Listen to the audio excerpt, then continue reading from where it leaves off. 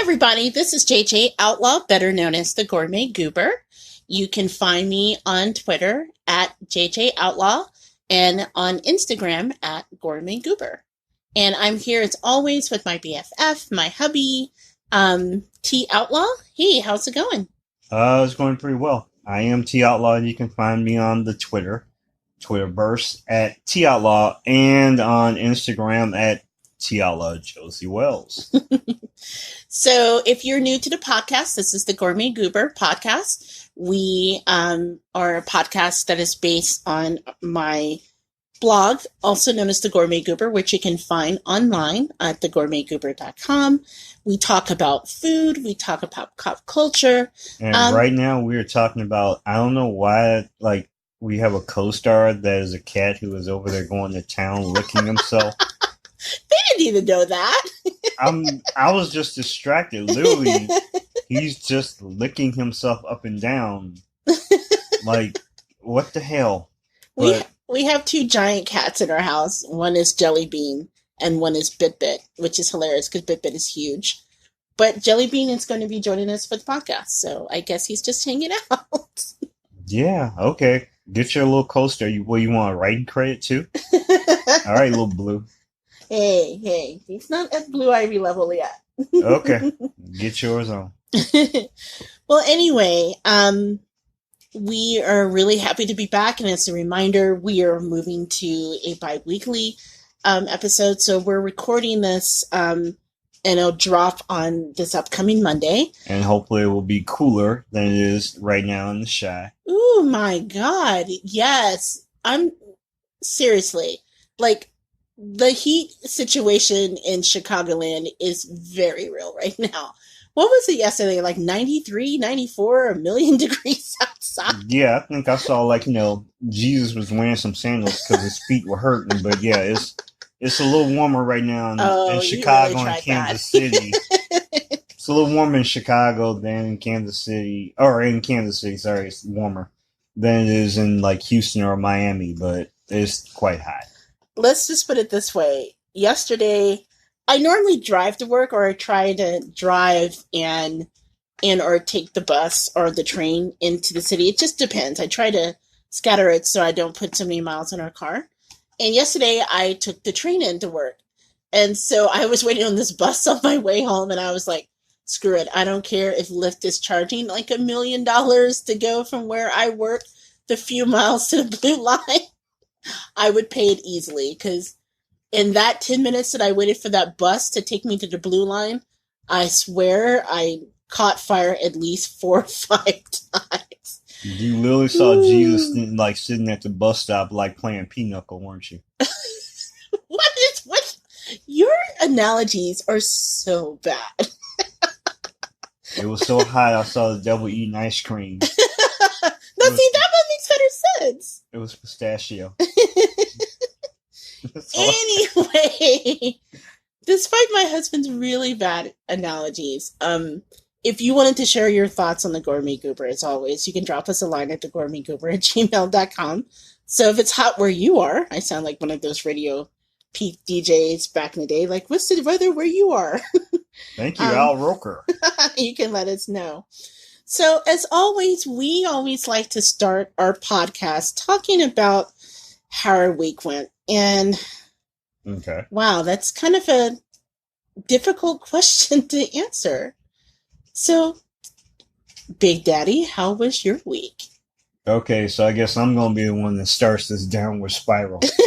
No, we'll try to pick it up as best as we can. The best thing I can say about my week is that I have learned more about myself as a human, and that's the positive part. The other part is I am more and more concerned about the welfare of us as a global community, because throughout this week, I have read a lot of stories about what has gone on with the immigration agents who have frequented the Chicagoland area looking for people who may or may not be documented. Now, that has not impacted me directly because I am a naturalized citizen of these United States of America. But in moving through the week, and all weeks are good and bad. They all have levels, but my week was more about the reactions of people and just in general. And I do worry about us as a community, all of us as a community, black, white, Hispanic, Asian, Middle American, Middle Eastern, Inuit. We could go on and on, but all I say right now is that we have to do better, not only for ourselves, but also our good earth and our good seed, because as a God-fearing man, that we need to do better by our creator and our mother earth. That's all I can say about it. I think what Big Daddy is kind of alluding to, and to be honest, we kind of wrestled before, like every week before we do the podcast, or every other week now that we record bi-weekly, we talk about and we try to lay out what we're going to discuss during the week. We don't go into full detail, like making full notes, because we want it to be kind of a free-form conversation with y'all. But that said, it's kind of hard to not talk about our week and then talk about which is the news story that's been dominating everything about, what's going on in Washington, and we try to limit our conversation to politics. But in this case, it kind of, flavored our week. The whole tweet situation with 45. We're going to refer to him as 45. Orange Julius. President 45. Amongst other people. Who tweeted this week at 4 freshman congresswomen and alluded to them going back to where they came from. And for us, again, as two Black individuals, people who are members of an historically underrepresented and marginalized community in this society, those are very loaded words, because we had a conversation about this is something that I don't know a person of color, particularly a Black or brown person, who's never been told it once in their life, as they're just going about their business, you need to go back from where you come from. You don't belong here. And the pain and hurt that comes up with, and dealing with that, and knowing that that's something that comes from the top now. Yeah. And I know that some people will say, oh, well, what he said wasn't indirectly racist. He didn't mention their by color. You can mention by name. We're not going to go into that conversation. One, because I'm not going to insult your intelligence. We all know from where that came from. Okay, yes. That was a really bigoted thing to say. I don't know anybody who has ever in my whole ass life told me, go back to where you come from. And oh, by the way, you're a fine human being. No, they don't really mean that. They mean that because of the color of my skin, I am an other and I don't belong there.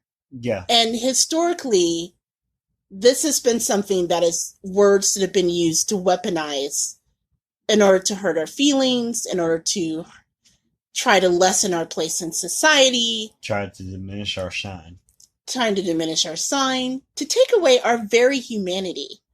And there's no good use for it. There's no other way. I'm just going to say, I'm sorry. It's a racist thing to say. If you don't agree with me, I'm sorry. Maybe you shouldn't listen to the podcast because we're two Black people. That's how we feel. Yeah, bear with us, because all we know is what we know as the way we grew up. And the best way I can say it is, the first time someone ever said that to me is when I was fairly younger, and I was in just outside of a grocery store, like actually waiting for my mother to come out with her groceries, and someone was saying before, as I was standing around, like, why don't you go back to where you came from, or go back, maybe like referencing going back to Africa, but I think they just said go back to where, just go back to where you came from. And I'm like, I'm from down the street, like 6 or 7 blocks this way. I'm still waiting on my mama, so I can't go back to where I came from. But let it be known that my mother's reaction at that time was a lot more spirited, as we'll say. She was not having it, and she basically told this person in so many colorful terms where they could go back to. It was not pretty. Yeah, and I was sharing with Big Daddy because what happened was when the tweet happened, I remember you were asleep, and I was really kind of shaken. And when you woke up and I told you what happened, and it just brought back memories for me. I think I was about 6 the first time that someone said that to me. Okay. And no. I was 8. And the reason why I know that is that was when I left St. Andrews, which was the all-black Catholic school that I went to when I was a little kid. And they started integrating some of the township schools in Indianapolis. And I was part of that generation that was bussed in, and they expanded what a township was. And I just remember going to these classes, and they would ask me all sorts of weird questions. And a lot of my classmates had never had black classmates before.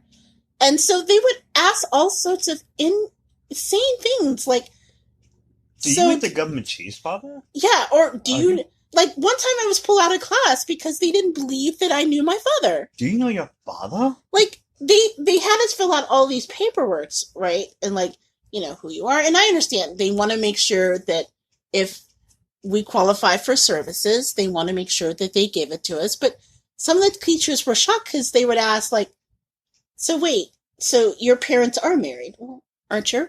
Yeah. I at that point, I didn't know. I was very naive, so... I mean, I knew people that were divorced, but the whole inclination that my father was present in my life was just foreign to them. And so I had a lot of classmates who asked me just asinine things because their parents told them really racist ass things about black people. Did you know where to get the good Kool-Aid, Father? Do you know where? Not that. But just like, they were surprised that I could read as well as I could. They were surprised the way I spoke. And yes, one of the teachers said to me, and I'll never forget this, why can't all the black kids that I know be so well behaved like you? The rest of them can go back to where they came from. They're so well spoken. And I had no idea. And so I came home and I told my mother, and my mother, like your mother, was very livid. And keep in mind... Hey, your mama was livid. My mother was spirited. I'm trying to be as nice as possible because every day my mom was really angry about something that they told me. Yes. Like, they would say, you know, so why are you on welfare? Like, the whole welfare queen was popular back then. And they're like, why are you on welfare? And I didn't know what welfare was. And I'd come back and ask my mom, and my mom is like, I'm a nurse. I'm a freaking nurse. Your father's a cement mason. Your father helped build that school that you go to. Literally. He helped pour it. And so every day she was like, do I need to come up there? But yeah, when I was said and it was inclined that you should go back to where you came from, it was very loaded. And even then, my little 8-year-old mind, even though I was naive, I knew what they meant by that. They meant that you don't belong. And so the whole thing about, as we're struggling to integrate into this school and, you know, we're meeting people we've never spoken to before, to hear that from teachers, from adults, and now hearing it from the president, it just brought back all of those feelings again. And I was just like, what if I was a little kid now and you hear that?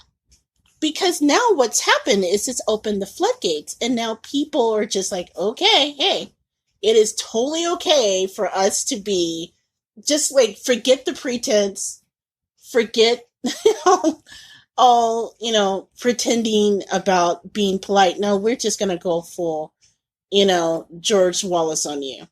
Yeah. And I just, there are certain times during my life that having people be so upfront with their bigotry has happened, and it's always been an uncomfortable experience. Like, I don't talk about it a lot, but I went to grad school, and I was very fortunate after I graduated, after Big Daddy and I met, I got a full scholarship, an assistantship, to go to the University of Southern Mississippi to get my master's degree. Let me be clear for those of you who are listening, because apparently there's this idea that actually some people had approached me with at some point, and thinking that how affirmative action works in colleges is that you get a free college education. And so when people, yes, I have actually been told that. And I'm like, no, I had student loans. I paid for that. Yeah, as many times as my parents had to pay for me just to get through, like, forget the room and board, like, just the tuition. Right, free education. Was cheap back then. Yeah, I'm like, free education, huh? I suggest you tell my parents that, because you owe them a lot of damn money. No, I've actually been told that before, and it's actually one of those things that, so when I start off the story and tell people I got a graduate assistantship, they automatically, some people have actually approached me and say, it's because you're Black. No, it's because I spent 3 years working my way through school, working for Housing Residence Life, and I became a residence hall director in exchange for working 24/7, managing a dorm of about 347 freshman women, and being on call all the time. Keeping all them damn little punks in line. Yes. I got my room and board and my tuition paid for. So I worked for that. And I went to school. Keep me in line. And I went to school full time while I was doing that and getting a master's degree in a 2-year program, mind you. I finished it in a year and a half. It took her a long time to get me in line. I was a very problem dormitory We're talking about grad school. You weren't even with me in grad school. You didn't even go to grad school. Shut up. They don't need to know that. Anyway, so the reason why I bring this up is that undergrad. Stop. When I went to grad school in Mississippi, having grown up and being born and raised in Indiana, first of all, Mississippi it's not place that I'd never been to before because my mom is from there. And so I spent a lot of my summers there. So I thought, oh, this is fine. Not realizing I spent a lot of my summers there surrounded by family. Okay. And so when I went to live there, it was a whole different animal. Like, I'll never forget one time I just wanted ice cream. And I went to the grocery store and I got some Bluebell. And some lady was just like, she was ringing me up and she goes, I don't normally like your kind. And I was like, I don't care if you like me. Just ring up my damn Bluebell ice cream. But just the fact that she felt comfortable enough in that space to tell you that. And it was very jarring for me. It was one of the first times I'll never forget that I was straight up called the N-word by someone who worked for me. Like, being a hall director, I ran this building. She called you Nutella?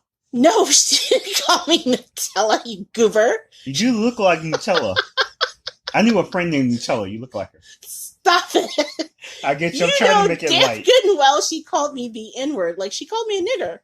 Because, can you say that word on podcasts? Look, we're just going to go there this week. Okay. So she called me a nigger, and I remember that because there are many times that I called you from grad school in Mississippi, and I was in tears like, I don't know if I can finish this out. Yes. Because it was just so jarring and so overwhelming. And words mean things, and words carry weight. And I just remember just feeling so defeated every day and like not knowing how I was going to finish. And God willing, I was able to finish. And this is not to say that Mississippi is any more racist than living up north. They're just more open with it. Yep. They're just more, many places down south, they just don't have a filter. Just like that lady who rung me up and decided, as I, ring up her chocolate chip cookie dough Bluebell ice cream, let me serve that with a side of racism. Bluebell. That I did need. Yeah.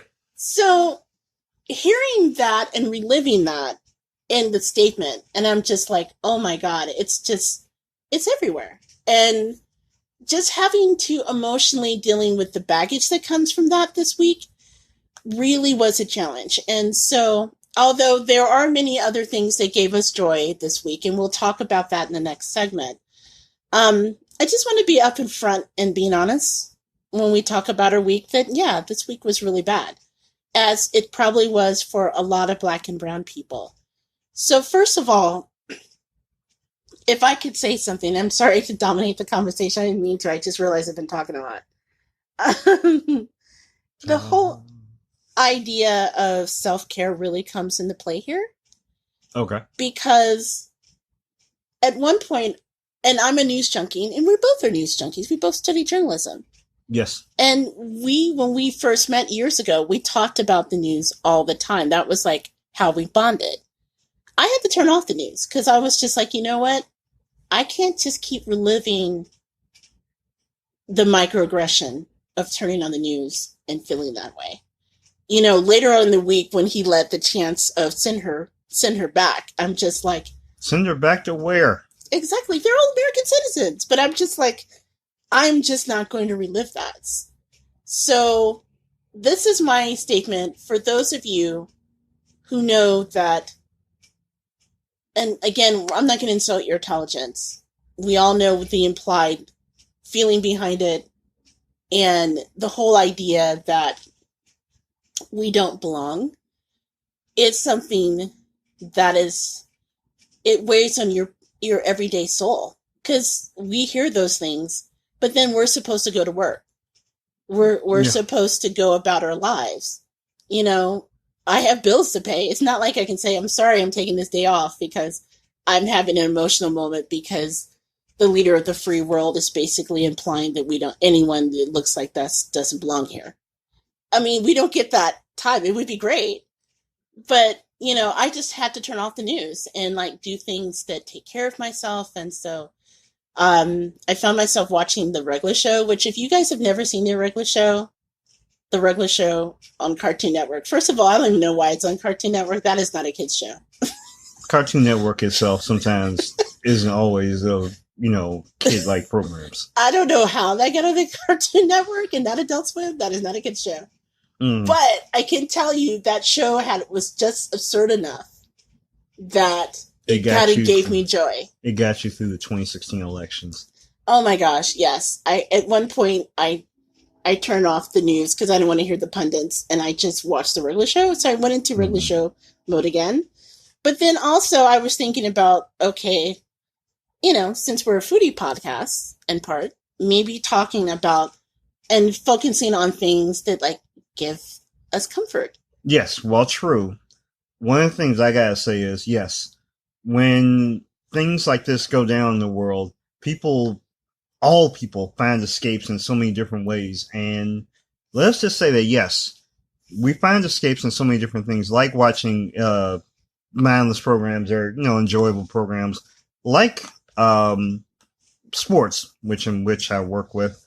But, when that started to permeate sports, whether it be through our hands or through other people's microaggressions, that's when it became problematic. Or us being a foodie podcast, or we talk about pop culture and foodie, a lot of the transgressions, as my wife has so indicated, seem to go down in the supermarket. So thus, there really is starting to become less and less places, like even our own home, where these things don't just permeate through the walls. And it would really be helpful, us as a community, to just chill the hell out. All of us. And that is a good point. Actually, right before we recorded today, you may have heard of the congresswoman out of Georgia, congresswoman. Her name is Erica Thomas. Yes. She's trending right now on Twitter with the hashtag I stand with Erica. And the reason for that is that Erica was in a grocery store.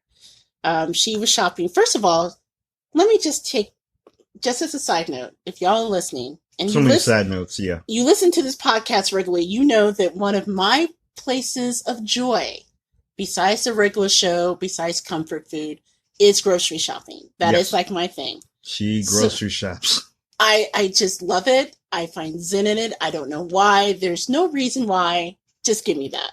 Okay. That said, if y'all come up to me and step to me the way you did to this woman in this grocery store, you just gonna have to have bail money. Okay? Don't interrupt my zen at Pete's Market or H Market, which I've discovered this weekend. It's fabulous. But seriously, don't harsh my joy with your bigotry. Otherwise, you and I are going to have a disagreement. She's going to catch some asparagus spears in the ass. That would be hard to do and funny at the same time. Okay. But seriously, this is actually a horrible thing. So Georgia lawmaker Erica Thomas, just to let you know how the words at the top permeate our society. Mm-hmm. She was grocery shopping, and keep in mind, she is 9 months pregnant. So she's ready to pop. She is 9 months pregnant, and she's grocery shopping with her daughter. She's in Publix, which, by the way, seriously, how could you be mean in Publix? Publix is one of the greatest grocery stores in the world. But it's not Piggly Wiggly. It's like Disney World for foodies. So anyway. It's not Winn-Dixie. Stop. I've never been in any of these places. They just sound so damn cool. Shut up. Okay. I'd say that with love. Thank you. But no. Can't you hate nobody in Piggly Wiggly?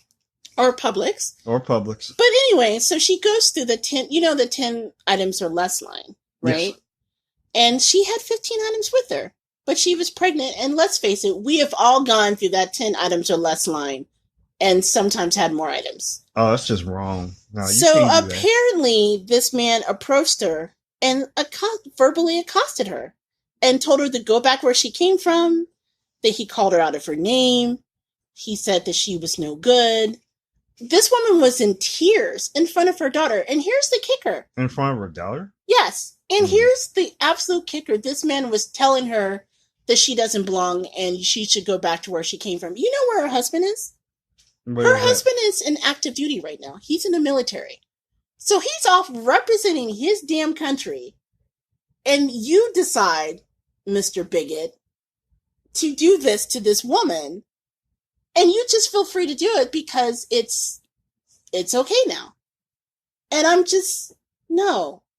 So going back to self-care, my heart goes out to her. I tweeted her, I hope that she has lots of people who are sending her love and joy, because no pregnant woman, no person should go through this. But especially when you're pregnant, you're without your partner because he's serving in the military. You're with your child, so your child has to see that. None of that is okay. And the idea that we live in a country now that it's going to happen more and more, that's not right. And this is not okay. And for people to not speak out to others and use your voice as an ally, if you're in that privileged space, you've got a responsibility to do. But for marginalized people in marginalized communities, this is just my message of love, of just taking care of yourself, doing what you need to do, turn off the TV if you need to, step away from social media. Social media, there's so much gaslighting going on.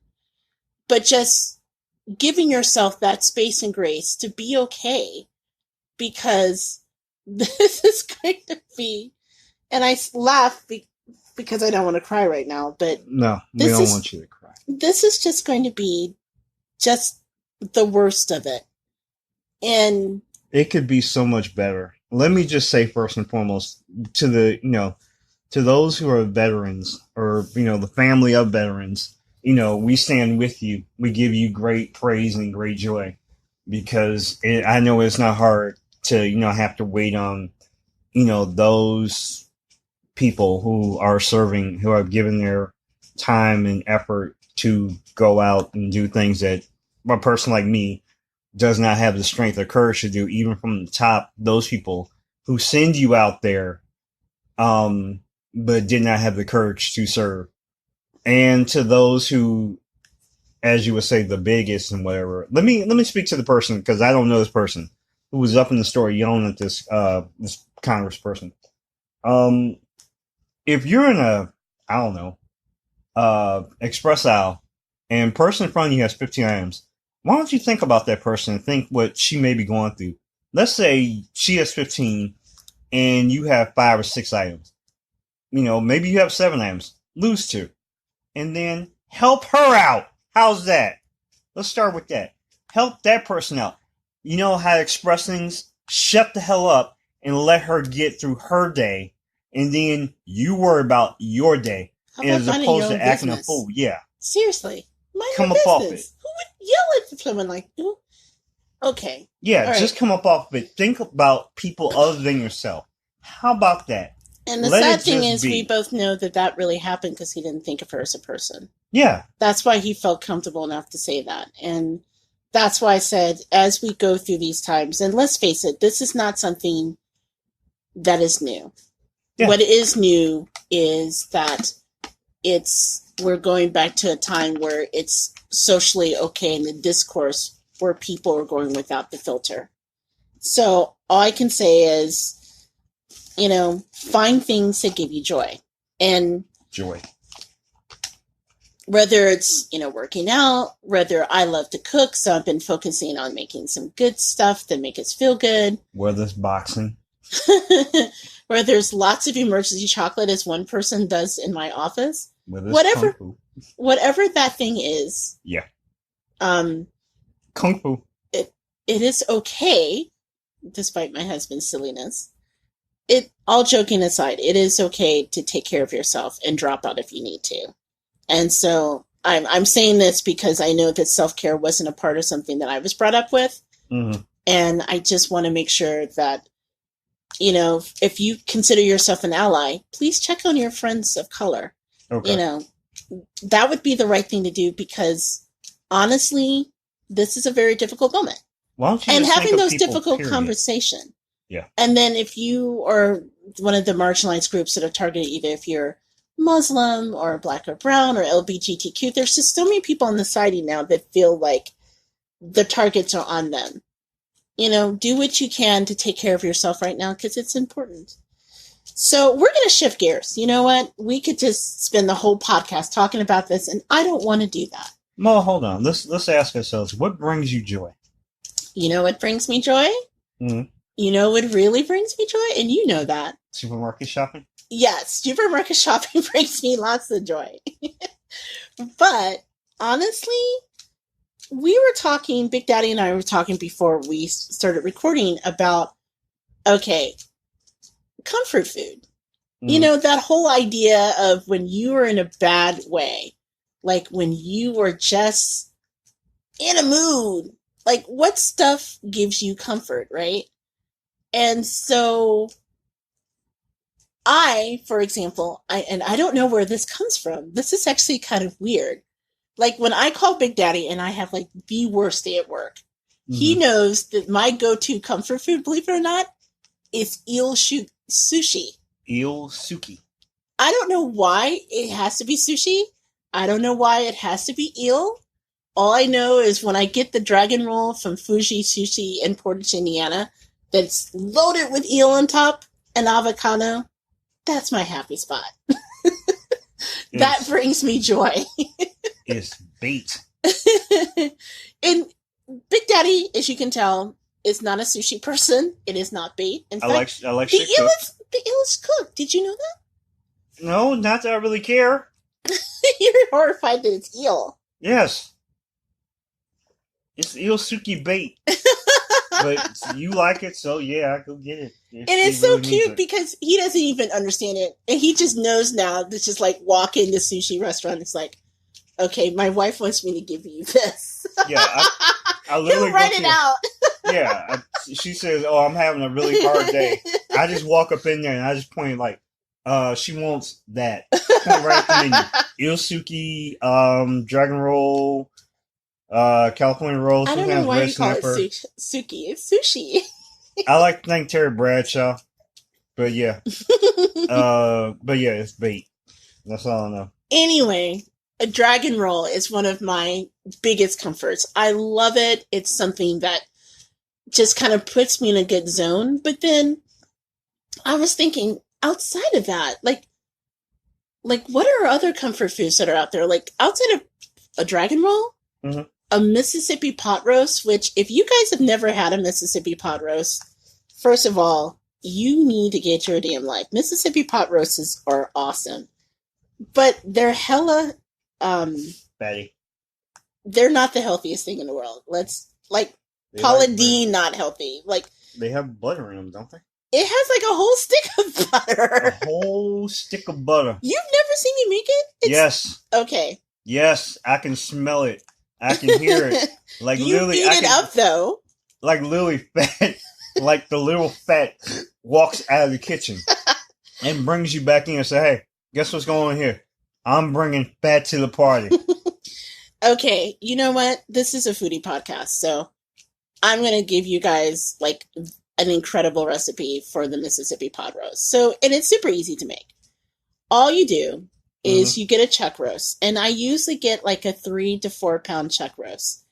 You get a packet of ranch dressing mix, okay? Hidden Valley Ranch, the dry mix. Mm-hmm. You get a packet of the au juice gravy mix, and then you get some jarred peppercini peppers, and then you need a whole ass stick of butter.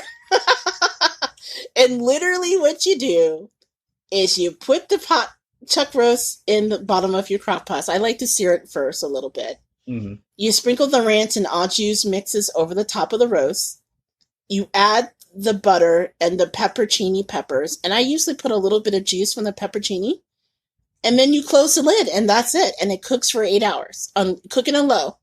If you want to cook it on high, do that, but at least do it for at least 4 hours. Seriously, it is the most insanely flavorful, tasteful pot roast that I make. But I try not to make it too often because, one, I can't control myself, and I've been known to lick the juice, and it's kind of embarrassing. Yeah, it is kind of scary when you see your wife like sticking her tongue in a bowl. I stick my finger in a bowl and then I eat the juice out of it after I eat the bottle. That wasn't what I saw. Okay, we're not going to talk about that. Uh-huh. But, seriously, oh my god, it like hits all the spots, and it has a good flavor, and it has the peppers, and they cook up really nice. I usually make it with either mashed potatoes, or if I want to go there. Remember the one time that I made like the really creamy, cheesy garlic grits, and I served it with the Mississippi pot roast, and you ate it all before you realized you were eating like cheesy garlic grits because you don't even like grits. Yeah, I don't like grits. But he ate the hell out of this. Yeah. And it's so good on top of it with the gravy, and that just puts me in like my happy place. I just love it so much. So, what are your comfort foods? Like when you're like in a funk, what is it that you can just savor and eat and it gets you right out of it? I don't know. I'm still stuck on this Mississippi pot roast. I do have a chuck roast in there. I could make one this weekend. I'm still waiting on this gumbo, damn it. Look, I have 3 people looking for the okra right now. It's actually sad. I have people at work who are on gumbo vegetable watch for me. Like my boss, I was explaining her the gumbo, and she's like, okay, I'm going to Mariano's this weekend. If I see the okra, I will pick some up for you. So I can imagine her just bringing in some random okra on Monday for me. Mm-hmm. So we are on gumbo. You have 3 people that's never met you looking for okra. Because they like me. They know that I want this gumbo, damn it. So outside of that, what is your comfort food? You gotta have some. It's the fried pork chops and rice. That's your comfort food. Okay, that's one of my comfort foods. Yes, that's not even really a comfort food. That's like my death row inmate food. Like your last meal. If that's my last meal, pork chops, fried, it could be grilled, but yeah, for the most part, with, I admit, yes, fried pork chops and rice. Very, very good. Because I like mine separated, special. But yeah, 1 plate, pork chops, rice. Yeah, but I do admit I'm a big fan of, I like pizzas, especially with sausage and pepperoni. I really, really, really, really, really love a good American burger. It could be, I don't know, you could take it, Mexican, you can take it French, you can take it wherever. But I really do love burgers. But yeah, pork chops and rice. One of the things I guess I really love, I don't want to make any racist jokes, but a man really does love a good fried chicken. I think everyone should love fried chicken. Yes. I know that's a stereotype, but seriously, like I don't make it very often, but you Mm. like my grandma or my cousin Vernon's buttermilk fried chicken, the one where he gets all excited when I get buttermilk because he knows that you have to soak the chicken in the buttermilk for at least overnight. Mm. So whenever there's buttermilk in the fridge, he's just like, yeah, she's making some. Yes. And especially when she goes in there and puts in work and like fries it hard. I like good, hard fried, like, good but juicy inside fried chicken. Oh my gosh, good fried chicken. Oh yeah, that's Once definitely again, one of my favorites. yeah, not trying to be, making any jokes or anything, but yeah, when I walk in the store, or well, yeah, when I walk in a restaurant, they know walking in, just like Dave Chappelle told me, they know I wanted The the chicken. chicken. The chicken is my bomb, but yeah, I have a couple of, and of course I like, a good, I like a good chocolate chip cookie too. You know what? It's interesting you say that because I thought it would be fun because this week was so stressful just to hear, hey, what are some other people's like go-to comfort foods? Mm. So I asked some of our friends on Twitter and on Facebook. On Twitter, Tanil Allen said that year-round she turns to chocolate chip cookies, which I think is fabulous. In the summer, holla at me, girl. it's ice cream. Mm-hmm. And in the fall and winter, she claims pasta. And then special shout out to the kitchenista, Angela Davis on Twitter. The one with the big pro? No. It's another one. Okay. But actually, she's pretty awesome. She's made digital cookbooks, and she has this fun hashtag that I follow on Sunday called Kitchenista Sundays. Okay. But she has this recipe that I am dying to try. It's lamb lasagna. Lamb lasagna. And Tanel says it always makes me feel so much better after I eat it. So first of all, Tanel, thank you for the suggestion. Oh yeah. Angela girl, I'm trying your lamb lasagna. Oh wait a minute. Lamb. Oh lamb. Lamb lasagna. What was that for? It sounded really good in my head. Like I was having Teddy Jam lamb lasagna. I'm with this now. I'm down with The this. youngsters don't know who Teddy Riley are. Teddy Riley is. Am I that damn old? Yes. Teddy is lamb. Oh man, I'm feeling old now. My friend Tina actually came up with this really good thing. So, and this is interesting. I've never tried this, and I admit I'm not the biggest cottage cheese fan, but this almost sounds interesting. So in summertime, Tina craves cottage cheese and chips, but in winter, it's antipasta, but mostly tortellini with lots of cheese, which I gotta say, girl, anything with lots of cheese is okay with me. And then my friend Kristen, shout out to Kristen, she said pizza is a big one for her. And another one, Kristen? Okay. So she said she loves pizza. Pizza. And then buttered pasta with Parmesan cheese. And then she said, and this is interesting. Did this pasta fall off a truck? No. Was it delivered by a couple of guys, from the docks? What is in your Diet Coke today? First of all, it's Diet Pepsi. Shout out to my people at Pepsi. But yeah, every once in a while you need a good pasta to fall off a truck. Things occur. Oh my gosh. You gotta have good pasta. But anyway, she was saying about, this good pasta here. Anyway, she actually came up with this. So, buttered pasta with Parmesan cheese. And then she said, sometimes I mix tuna and mayo in it. And I know you're not a tuna fan, but I like tuna.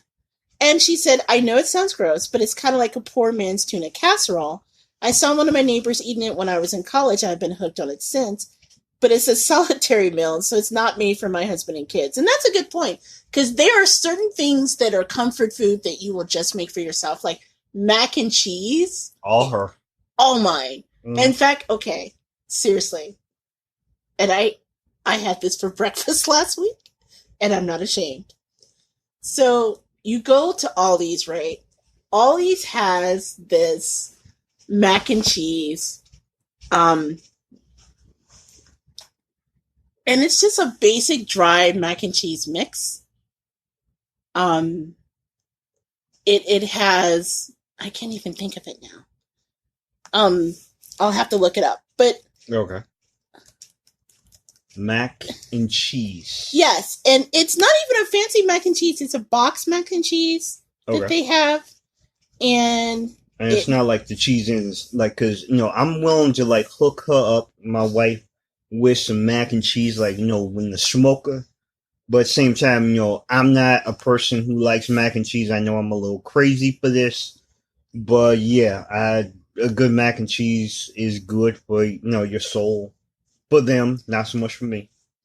No, and it's their special edition one, and it has, gosh, I can't think of it. It's the special mushroom that's in it. The special mushroom?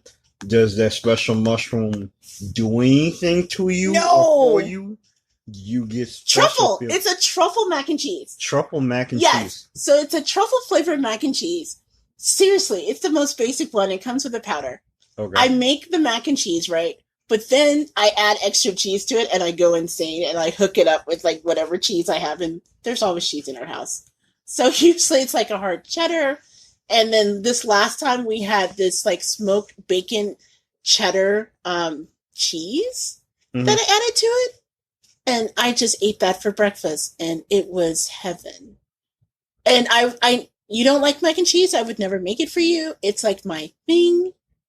But yes, mac and cheese, like individual for yourself, that's good comfort food. She started to float out of the kitchen.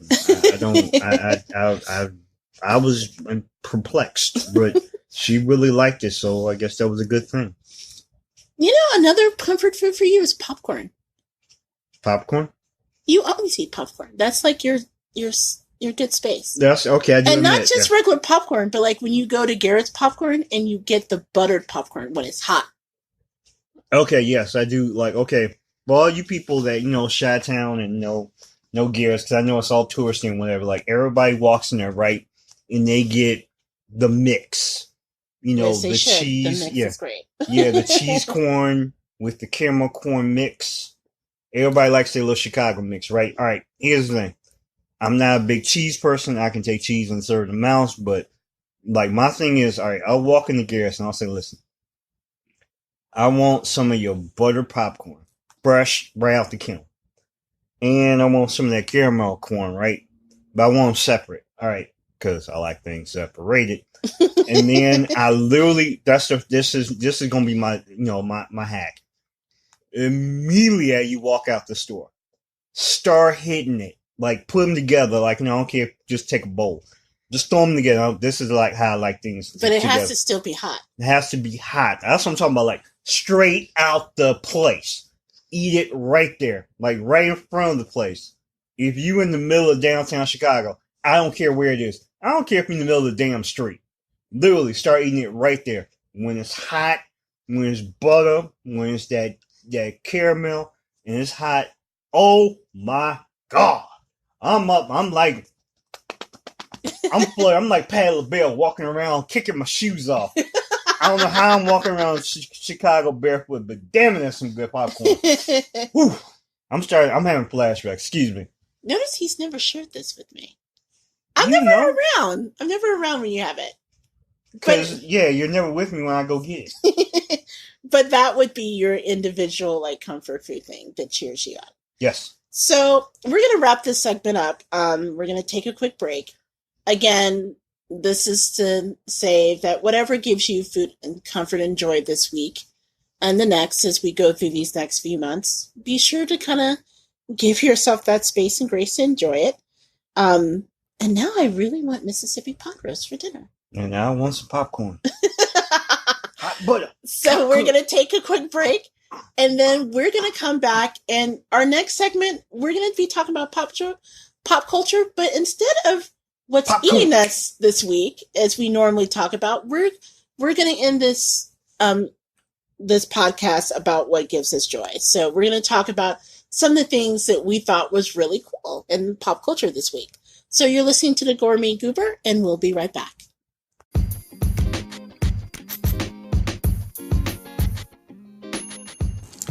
Everybody, this is JJ Outlaw, better known as the Gourmet Goober. And have you ever thought about starting your own podcast? When I was trying to get this podcast off the ground, I had a lot of questions like, how do I record an episode? How do I get my show into all those apps that people like to listen to? Hey, how do I even make money from my podcast? Well, the answer to every one of these questions is really simple. Anchor. Anchor is a one-stop shop for recording, hosting, and distributing your podcast. Best of all, it's 100% free and ridiculously easy to use. And now, Anchor can match you with great sponsors who want to advertise in your podcast. This means that you get paid to podcast right away. In fact, that's kind of what I'm doing right now by reading this ad. I love Anchor. It makes it super easy from start to finish. The whole process can be done from the app, from recording to distribution. I just adore it. So if you've always wanted to start a podcast and while making money doing so, just go to anchor.fm/start to join me and the diverse community of podcasters already using Anchor. That's anchor.fm/start. I can't wait to hear your podcast.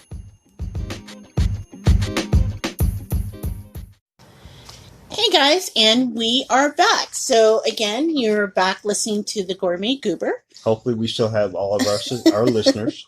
Yes, and again, we know that what we talked about the first segment was kind of heavy, and like I said, Big Daddy and I were talking about, do we bring it up? Do we not bring it up? And I'm just like, you know what? And you brought up this very good point that we would not be us and being honest with talking about our week if we didn't talk about the one big thing that affected us and affected how our well-being and just our concern about everyone in general. And so, yeah, sometimes we just go with that. So hopefully we didn't offend, but if we did, maybe that's on you. That's nothing to do with us. You know what? The other thing we were talking about on break. She's laughing. I'm laughing because I still think your response was hilarious. My response was hilarious.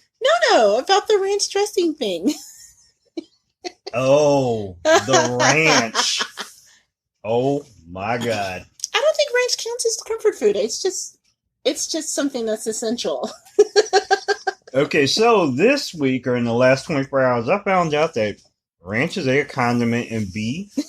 You did not just find that out. I told you that. Yeah, but I wasn't listening. You just thought it was just me until it happened. That's what you thought. Oh, I learned. Oh, I was going to they say, you're going to learn today. I learned. So what happened was last night, Big Daddy picked me up from the train station when I came home. And he's like, you know what? I've just been busy today. I didn't have a chance to cook. So I'm like, let's go out to dinner. Let's grab some meat. Yeah, so we hit Applebee's. So we wound up going to Applebee's. And when we were at Applebee's, I got a burger and some fries and something basic. And then you got the baby back ribs, was it? Yes.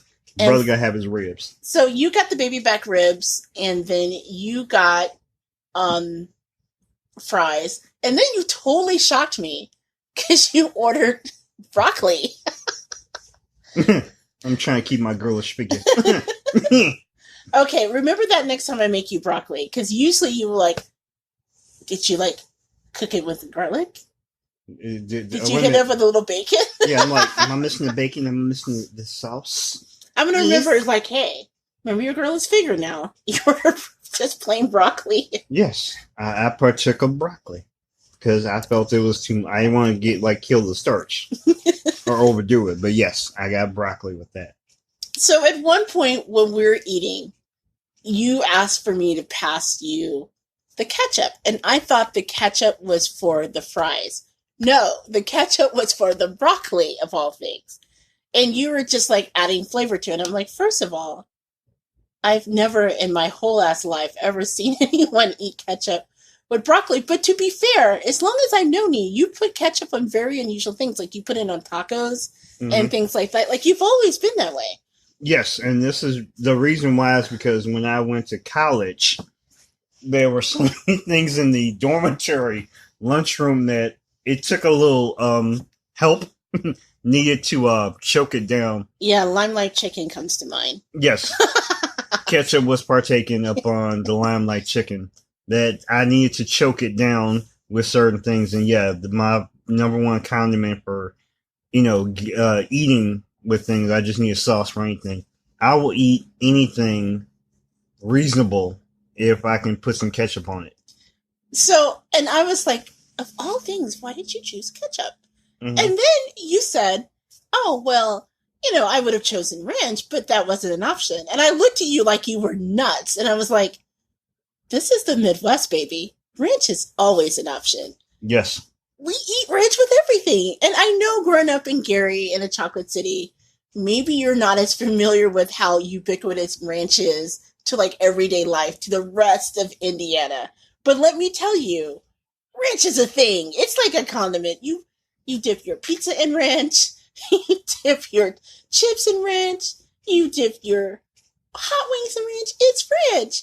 And as I was talking to him, out of the blue, our waitress just shows up. Bing! Did I hear you say ranch? I can get you some. It's free. And I was like, yes. My husband wants it for his broccoli. No questions asked. She goes and gets the ranch. You have this look of just utter shock.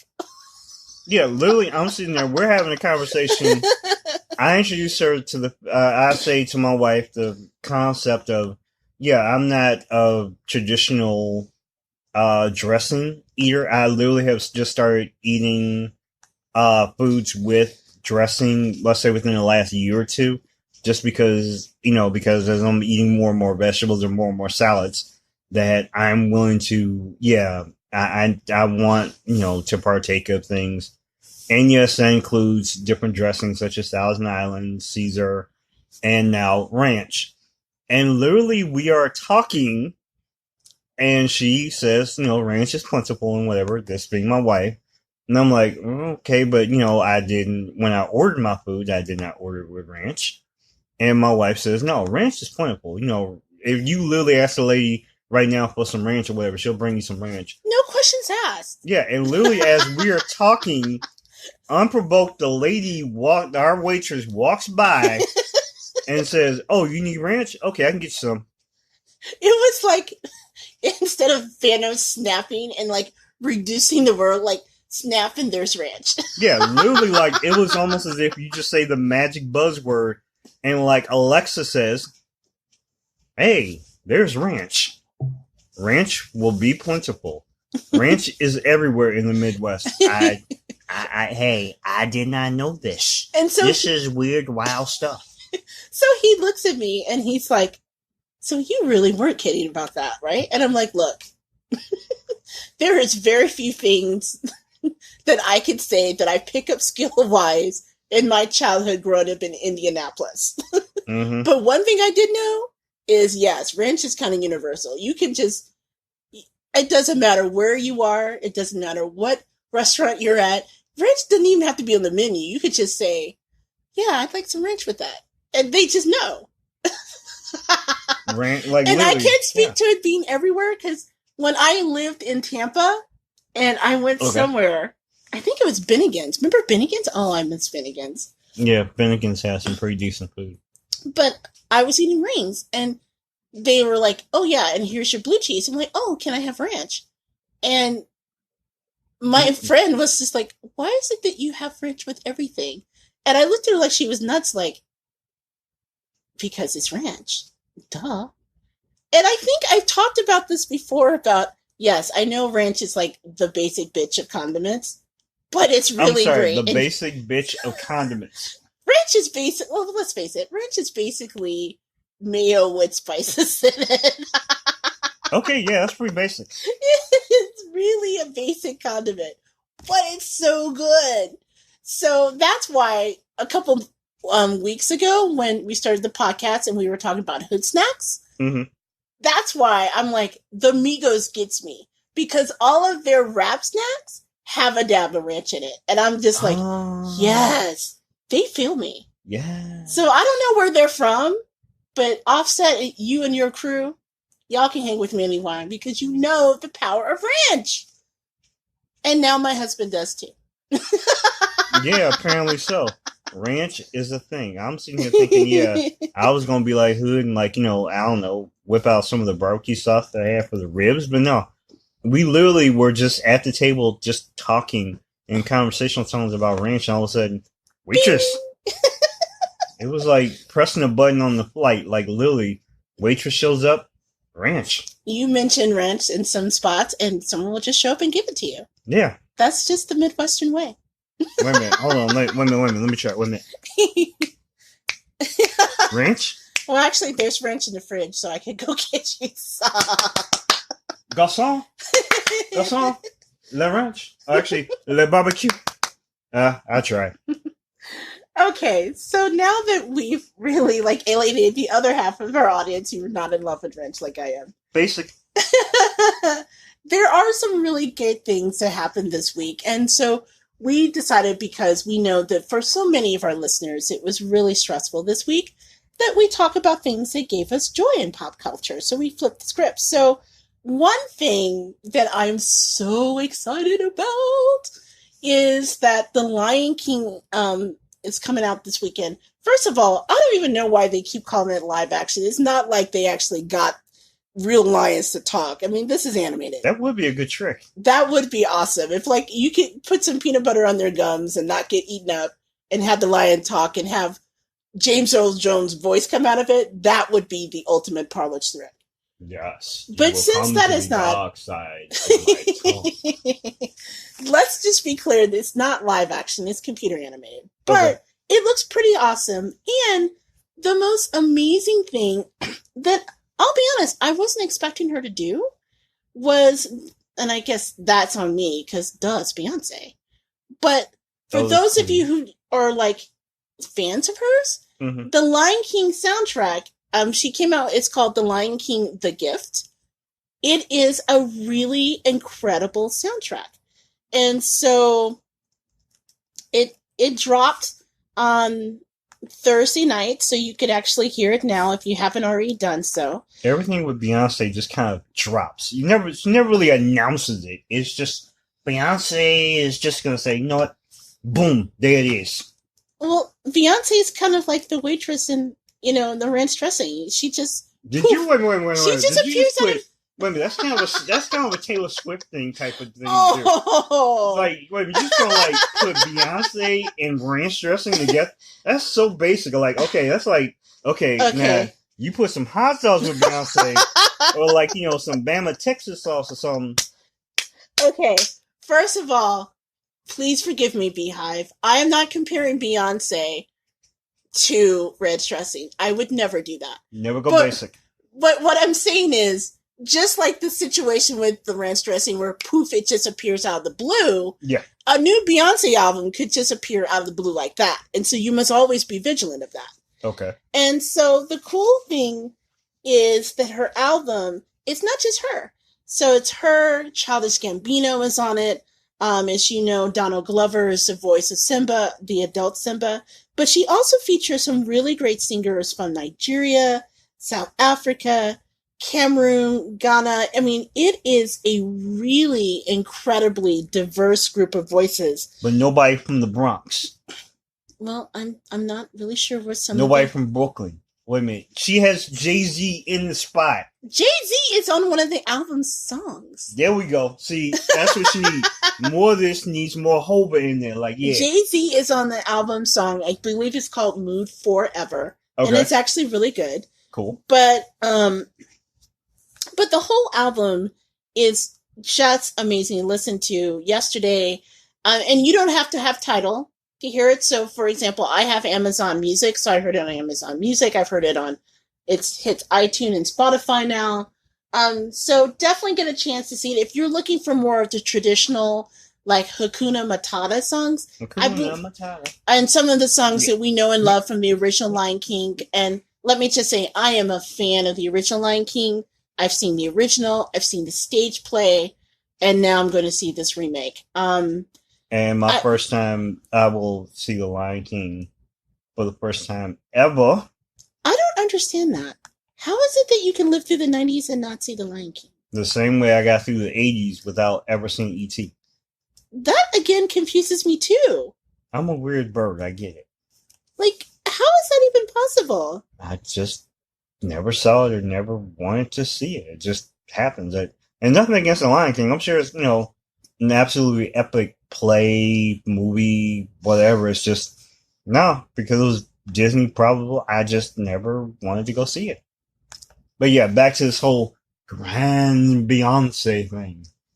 Soundtrack and all. Well, the Lion King motion picture soundtrack is different from the Lion King The Gift. So if you want to sing along to like Hakuna Matata and be prepared, you can totally do that. And that's available. But if you get a chance to, please see The Gift. I would compare it to if you're a fan of the original Lion King, you know that there's a Lion King, and then there was another companion album that was released with it, which is really hard to find now, and I'm lucky I still have the CD. It's called, I think it's Rhythms from the Bride Land. Okay. But it's like a companion album, and it is just gorgeous. There's this song that always brings me to tears called He Lives in You. Mm-hmm. And it's by a South African artist, I believe, named Hebo. And it seriously, every time I hear that song, it just makes me openly weep because it's just so beautifully done. And you get all the same feels from The Lion King, The Gift. But there's one song in particular that everyone on Twitter is going insane about, and for good reason. It's called Brown Skin Girl. I thought you were going to give me like, Beyonce with Before I Let You Go. Okay, No. Okay. That's off of Homecoming. She's blessed us with 2 albums, girl. Yeah, you were doing that. She's a busy girl. But no, this is a song called Brown Skin Girl. Mm-hmm. She performs with an African artist named WizKid. And then, believe it or not, on the song is her 7-year-old daughter, Blue Ivy Carter. So you get to hear her sing the opening song, and opening part of the song she sings with WizKid. The end of the song, it's her repeating those lyrics, and it's just her singing. First of all, girlfriend inherited her mama and daddy's pipes. So good for her, and she just sounds so adorable. Second of all, believe it or not, she doesn't just sing on this part. She actually gets a writing credit. Okay. Get this 7-year-old probably is going to make more in residuals in her entire life from this one song than we ever will. Because she got a writing credit on this song. And the lyrics are amazing. It's all about taking pride in your skin, your rich brown skin, and celebrating the melanin. And again, first of all, this song could not have been released at a better time considering what's all going on. And for many of us, again, not to revisit the first segment, but, the feeling of being made other if you don't look the same as your other classmates. I remember being in certain classes in elementary school, the gifted classes, where I was the only Black kid ever. And it was just, being asked questions about your skin tone and not feeling proud of that. And no, this is a song that celebrates that. And the lyrics, the intro, I'll just read you the intro. I wish I could play the song, but I don't have that Beyonce money that if we get sued for singing. Yeah, we don't want to have that, Yeah, I don't have that Beyonce scratch. But the intro is Brown Skin Girl, your skin just like pearls, the best thing in the world, never trade you for anybody else. Singing Brown Skin Girl, your skin just like pearls, the best thing in the world, I'll never trade you for anyone else singing. And it's such a beautiful song. It does sound beautiful. At one point, Beyonce sings a line, pose like a trophy when Naomi's walk in. She need an Oscar for that pretty dark skin. Pretty like Lupita when the cameras close in. Drip Blvd like my Kelly roll in. So she names some really incredible people like Naomi Campbell, like Lupita Nyong'o, like Kelly from Destiny's Child, Kelly Rowland. She doesn't mention Michelle. She doesn't mention Michelle? No. See, that's what messed this whole song up. Anyway, she mentions all these beautiful dark-skinned Black women. And again, it's so needed, because colorism is a thing. And I'm not going to go into that because that's a whole nother animal. Google is free, yo. Yeah. If you don't understand that, hit that Google. But it's so life-affirming and uplifting, and it's so beautiful. She refers to her daughter's nappy curls and, braids, and it's just... I was listening to it on the train, and Yeah, it It was really serious, yeah. it really was a beautiful moment. And to go on Twitter and see people celebrating that song and, you know, being seen, you Mm-hmm. know, that was everything. There's actually a video clip of Lupita Nyong'o getting her life, knowing that she got name dropped in this song. And if you've not seen that, I believe you tweeted it, or did you post it on Instagram? I think I retweeted it on Twitter. Yeah, but seeing her get her entire damn life, it is just worth that moment of joy. I do admit it was very cool, and it was just, I don't know, I guess for the, for the dark skinned brothers like me, for the deep chocolate, it was good to, to see our sisters being lifted up and praised and given love for those, because it's, in short, it's not easy, to have the world kind of keep breaking you down, but at the same time, being able to see people be lifted up and have a different shade or marker being recognized and loved, like I would hope to do, and that that people would hopefully do for me and all the other, like, young ladies and men who go through this. But you know what the song was missing? Jay-Z. That's all I'm saying. Well, Jay-Z is on another song. I know he's on a song, but the like, song is called Brown Skin Girl. Yeah, but you got, it's not like, Brown Skin Girl and her daddy. Yeah, but that's the thing. Like, you could at least have a little something. Like you got Beyonce and Blue Ivy, but you don't have Sean Cott. Every once in a while, on another look. He's on. Wait a minute. Can he he's just on jump another in the song. song a little bit? Can you just like drop a little? Oh, like yeah, it's your boy. You're ruining a really gorgeous moment for Blue. No, I'm just, it's about her. Nothing wrong with that. She gonna have plenty of time. She gonna get more writing credits. Can't Jay-Z can a brother get a minute? He got a minute. He got a whole ass song, Mood Forever. It's actually a good one. Okay. So anyway, if you guys have a chance to hear it, I do strongly recommend it because From The Rock. It is really a moment of just incredible joy. And if you think, I'm not a brown skinned person, can I enjoy this song? The answer is yes. Of course you can. But they couldn't write in the rest of Destiny's Child, even the ones that they kept kicking out. It was, they could. There's only so much space on the album. You just couldn't really rhyme, like the Frank, like Fair Franklin or Latoya. Okay, now you're going into absurdity range. It was worth a try. Hear the song, hear the album. It definitely is something that gave us joy. The other thing that has just been insane in pop culture, and I had wait a minute. You know what? Sorry, you know what? What? Sorry, I was just thinking about, like, other thing that gave me joy this week, What's though it has not been confirmed. Apparently, I'm sorry, what? I said, what's that? It was apparently there are talks going on with Netflix, and apparently, one of my favorite joys in life is to listen to good comedy. And apparently Netflix is talking to Eddie Murphy. Oh my God, yes! And they're thinking of paying him $70 million. Yeah. Oh my God! I need Eddie to get like a really good check, and for him to get, to get together with his partners and put together a really awesome Netflix special. I'm willing to keep, hang on to my Netflix a little bit longer, because I want Netflix and chill and watch Eddie Murphy get his life on, especially with everything that's going on in Eddie Murphy's life. I really want to see Eddie Murphy be on the come up and really show these young whippersnappers. I know I'm showing my age right now. What's going down? That's my thing. So if you guys haven't heard that, this is insane. Yes. So Eddie Murphy, according to TMZ, Netflix may be willing to pay $70 million for an undisclosed number of specials. So it's not just like he appears once and like 70 million, but he's going to do like a number of specials.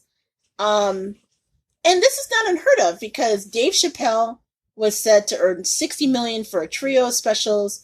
Chris Rock got 40 million for two of his own. So they're apparently ready to drop 70 million on Eddie. All I gotta say is, if Eddie's coming back, I don't want to see 1,000 words Eddie. I want to see Eddie Murphy raw Eddie. Yes. He needs to come back. We don't need. Yeah, you're right. I I don't need Pluto Nash Eddie. I need like, Eddie Murphy, deliriously, partaking of himself. But even if you want to go, you got 70 million. What, Eddie? You want to at least like be able to do like a conference call with Bill Cosby and the hooker. Talk to him a little bit, see if he's still partaking of the pudding pops. I know this is wrong, but I just had to go there. But yeah, I want to see Eddie Murphy do special or two, and earn that cash. Do you remember the first time you saw that? Because I was thinking back in the day when he had Delirious and Raw. Okay, and yeah, this is aging me. I remember having to sneak and watch them because they were rated R, right? Mm-hmm. They were like all the way blue. It was like sneaking and listening to my parents' Richard Pryor and Red Fox albums type blue. But I just remember it was like the first time I've seen someone on television like cuss like that. Mm-hmm. And I was like, oh my God, I can't believe this exists. But I didn't even understand half the shit he was talking about because some of that was like above my little head at the time. Mm-hmm. But again, old style Eddie, if y'all didn't have a chance to see him back in the day, if all you know of Eddie is Dr. Dolittle, go your behind right now to YouTube and check out his old stuff. So I'm hoping he's bringing back his old material. Yeah. But 70 million, man, that is a lot. And you know what? I don't know if Eddie's still married or whatever, but like, I want to make sure he's got all his money together because, just like in, not Delirious, in Raw, I want half Eddie. Oh my God, when he talks about Fufu? Yes. I want half of shit. Oh my God. That is like the best of all time. And that's one of the things that I didn't really get. And I revisited as an adult, and I was like, "Oh, this is dirty as hell." Yeah. About Fufu, he catches her he meets her in Africa, and she's just naked as all get out. That's right, butt naked on a zebra. Butt naked on a zebra, yeah. And so he marries Fufu, and then someone decides to tell Fufu about how things work in America, and then her whole thing, Eddie, I want half. I want half of shit. Oh my God. And, oh my God, I never told you. So I'm watching this, right? Mm-hmm. And it's late at night because back in the day, HBO, before the V-chip, would only show these things at night, right? So the key is to get up, be very quiet, sneak out of my room, go to the living room because the TV that had the cable was in the living room, and then turn on the TV very low, and then usually bring a pillow so you can laugh into the pillow. But when he's talking about meeting her butt naked on a zebra. Now, there's very few things I understood. I understood that. It's just that image. And I busted out laughing, and I woke up my parents. And had to explain to my mother, so, what are you doing? And this is before you could, like, change the channel really quickly. Mm-hmm. We had those old-ass remotes. Oh, no, we didn't even have a remote. It was one of the TVs where we're the remote. Remember you had to go and touch and change the channel? See, that was your problem. The dial? And I couldn't change it fast enough. And I heard them get up. And I had to like come up with a lie. And of course I couldn't do it. I was very fast at hitting that channel. Plus, I didn't have that problem growing up because my parents fell asleep early. Well, that is true. My parents let me get away with like watching all kind of bad stuff on HBO. So yeah, I watched it. I'll partake a bit. I know about Bill Cosby and what he can do it. Have a Coke and a smile. But yeah, Eddie Murphy, go and get your life. Yeah, you know what? I'm not even mad at you, Eddie. Go get your dollars.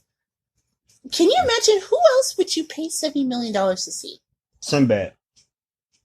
Yeah, you know what? Okay, I ain't paying him $70 million, but at the same time, I am a big fan of watching, Sinbad and George Wallace in concert. Oh my God. George Wallace, I would pay a lot of money to see George Wallace, but George Wallace is one of those people that, unfortunately, you will never, which is sad, because I kind of see George Wallace's humor as kind of like Bernie Mac in a lot of ways. Mm-hmm. And he is like really good with the storyteller. Like, it's too bad that Richard Pryor is no longer with us, because Richard Pryor, I would pay any type of money to see him on Netflix. Because my all-time favorite one is about the Little Feat. Mm. And I think I told you I was listening to that comedy album one day driving home from Mississippi to visit my boyfriend at the time. Who wasn't me? Yes, this was before we got together. Mm. And I was laughing so hard I almost ran myself off the road because I wasn't paying attention. So I would probably pay that money to see Richard Pryor. He's no longer with us, but yeah. I would pay that money to see. I'd pay to see Bernie Mac. Oh yeah. Yeah, because the Mac Man, I know he was crazy. I know he meant a lot. That he said a lot about really heavy-handed stuff, but at the same time, he was a comic genius. No, he was between him amazing. and Red Fox, and yeah, them was some real hardcore dudes. And if you're listening, you have no idea who these people are. Again, Google is free. I suggest listening to them. YouTube. But let me just say this for the record: all these people that we mentioned, all their humor is not safe for work. Do not be listening to Red Fox at your job, getting fired, and come after me. They're not safe for work. Use the headphones. No, go ahead. Listen to it at work. I want to see what your HR person says when you listen to it at work. Yes. So the last thing we want to talk about that was part of pop culture for the week, and again, this is actually something that's a little weird because it was literally right next door to me, and it was the tale of Chance the Snapper. Chance the Snapper. Chance the Snapper. Not Chance. Yeah, not Chance it's the Rapper. Chance the Snapper. Chicago. So if you don't know the story, and seriously, I don't know how because it was everywhere, but essentially what happened was about a week ago, I get an email at my office that literally said, from the executive director of the nonprofit I work with. Okay. So if you plan on going to eat your lunch in Humboldt Park near the lagoon, please don't, because there is an alligator sighting. Alligator in Chicago. In Chicago. North side. And I'm like, Northwest. The hell? So I pop my head in, and I'm like, this is a joke, right? No. Apparently, what they think happened was somebody decided, hey, let's have a pet alligator. And alligators do what alligators do, which is grow big and eat things. Kind of like big snakes. Yeah. So they're like, oh, we can't have this. So they dumped this outdoor alligator in the lagoon in Humboldt Park. And some poor person was like minding their business, saw the alligator, probably freaked the hell out, took a picture of it. Probably would have been me, yeah. And so Chance the Snapper was then born. Although, just in case you want to know, they actually, there's this really great company out of Chicago. I think it's called, what is it, Book Club Shy? Okay. Book Club Shy. I think they're the ones that came up with Chance the Snapper. So named after Chance the Rapper, who's another Chicago staple. So for nearly a week, our city was held and besieged in the neighborhood where I work in. So it's hilarious. I was trying to earlier this week, trying to drive into work, and there's news vans, and there's a TV helicopter. Because literally, I live within walking distance of this lagoon. Or I work, rather, within walking distance of this lagoon. And everyone's trying to look at Chance the Snapper. Yeah, it was like, as opposed to Shark Week, it was Gator Week. In Chicago. It was like all you could see and talk about. It's funny because I actually used to live in Tampa, Florida. So all of my friends in Florida who still live there was texting me like, so, I know that you tease us all the time about you left Florida because of the Gators. Don't you work in Humboldt Park? Isn't there an alligator where you work? Yes, there's an alligator. Even my parents in Indianapolis. I called them earlier this week and they're like, so we heard there's a gator where you work? That's right. Gator, not crocodile, not reptile. Yeah, I guess he is a reptile. Oh, yeah. But yeah, he's a gator. Alligator. So they weren't really sure what to do. So they actually brought in this person whose name is Alligator Bob. Right. Because of course his name is Alligator Bob. Why would it not be? Sure. So Alligator Bob, expert, who I think was Alligator Bob from Florida? I don't know where Alligator Bob was from. He was just Alligator Bob. They just probably found some dude at the conservatory and said, hey, you know about getting alligators, right? All right, come on out. So he's a gator hunter because, again, of course. Actually, the real crocodile hunter was dead. Yes. So they brought Alligator Bob to Humboldt Park to find the alligator. So at first he tried laying out traps for the alligator. What happened was that the alligator was probably freaked the hell out. And let me take a step back before I forget. Because the alligator Bob probably stunk.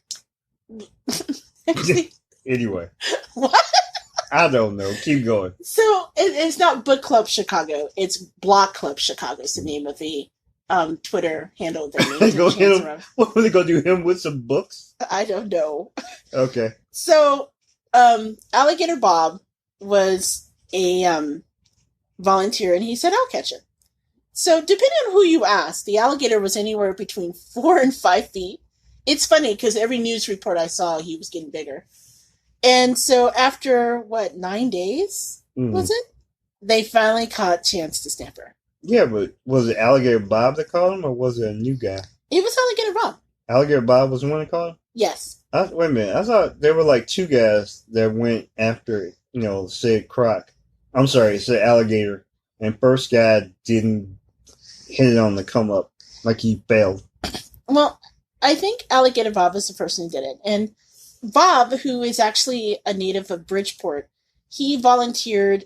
He spent about 40 years he has about 40 years of volunteering experience working with reptiles for groups like the Chicago Herpetological Society.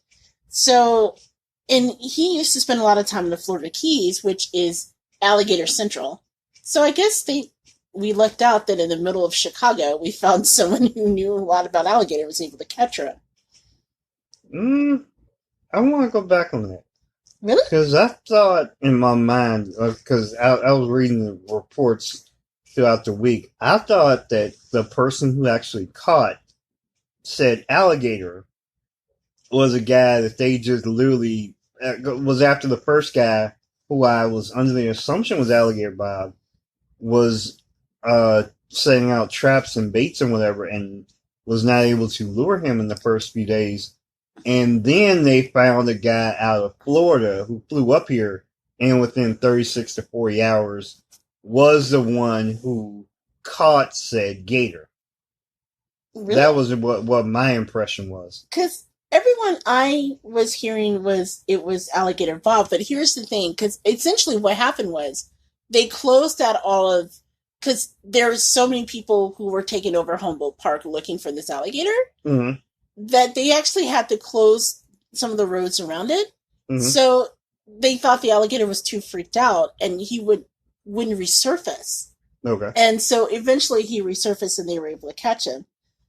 But it was kind of comical for a while because even Benny the Bull from the Chicago Bulls went to Humboldt Park looking for the alligator. Chomp, chomp. So when in doubt, you send a masked guy. At least that's his excuse. We don't. Okay. Yeah, I know he was out there doing other things while he was waiting. Yes. Can I say what I think? No. We're not going to Mart. We're not going to We're not going to dig down on a mascot because he had other little problems.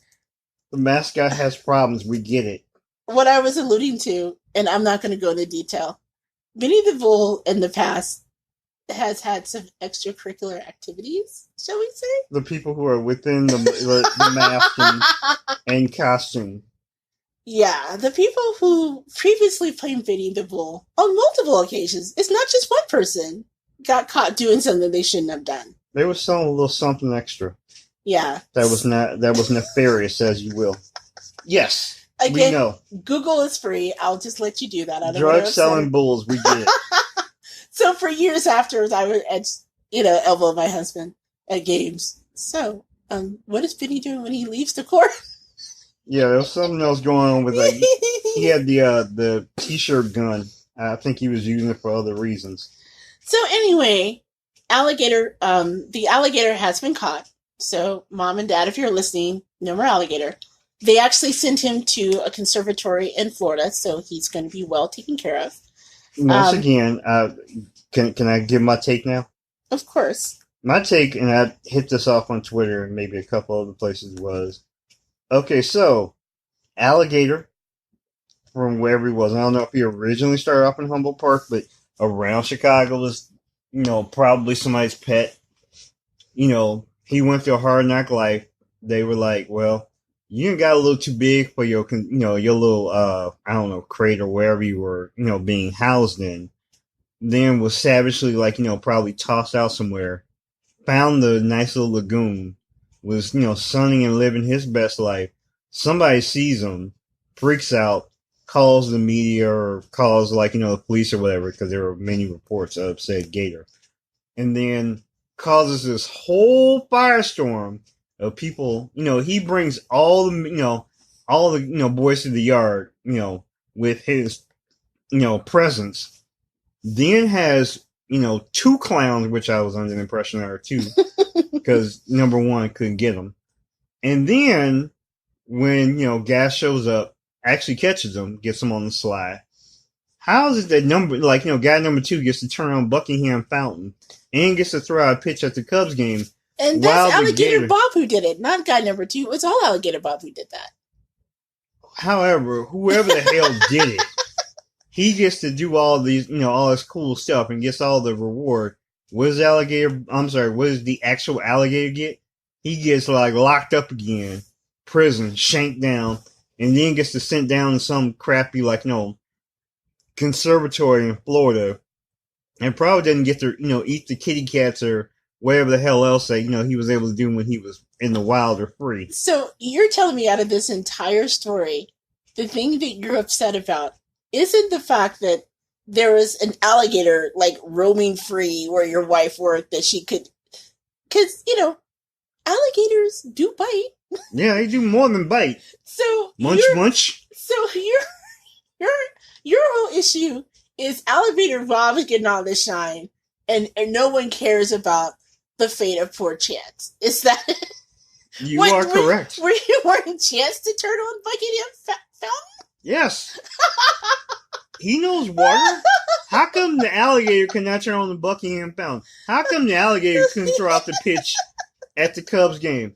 How come alligator, you couldn't find Chance the Snapper, floating around Chicago River? Wait a minute, maybe not. Let me take that back. No, let's not do that. Because if he was in Chicago River, well, he might not be. Work straights, and he would have been in Park Lagoon. That could have gone. Yeah, he might have turned into some mutant, Godzilla looking alligator. He could have actually been on Sci-Fi or whatever. Well, that could have gone wrong. But yeah. Yeah, Po Chance was doing all the star work. Could have got his own star or, something other bigger than a bobblehead. And well, all the shine goes to Alligator Bob or whoever the hell caught him. Okay, well, first of all, I think maybe it would have caused him a little bit more trauma to do all of those things. And we're not going to talk about the obvious, not having an opposable thumb to be able to turn on the fountain or toss out a pitch. All you gotta do is press a boom. You ain't gotta be good at it. We seen 50 Cent throw a pitch and ain't it's any better. I'm worried about 50 Cent's punk ass. I ain't worried about 50 Cent. I don't know him money. But yeah, Chance the Snapper doesn't get no hookup. And they, Alligator Bob gets to throw out all this cool stuff. And I'm all I was worried about me personally. Yeah, I was worried about my wife, but at the same time, my sister's first words to me were, catch it so you make it purse. Yeah, she was looking for alligator purses. I'm so you want me to go and, risk my life just so I can make a purse? Can a brother get some shoes out of this? Can a brother get him some gators or something? Some good Crocs? No. My wife was that's great, no. My sister, however, was no. So, you think you can make a bag out of them? No. Okay, so I have learned a lot this session. One, my husband believes that Chance the Snapper should be tossing up pitches in Wrigley Fair. Yeah. My sister-in-law is more concerned about turning him into Turn them into a purse. Mm-hmm. So yeah, all of this, yeah. What was it, like a $5,000, $50,000 purse? Yeah. Yeah. Well, I think that there are probably many people in Chicago who love Chance the Snapper who probably wouldn't want to see that happen. So crack Obama. So anyway, happy travels to Chance the Snapper. Thank you to Alligator Bob for making my commute at least a little safer, knowing that as I walk past Humboldt Park to get to work, that I won't be snapped up by an alligator. I have to admit, I appreciate that. Chomp chomp. So that's all for our pop culture. Brothers could have some Gatorade commercials. That could still happen. Yeah. And so we're going to take a quick break, and then when we come back, we'll wrap things up with the best thing we ate this week. Okay.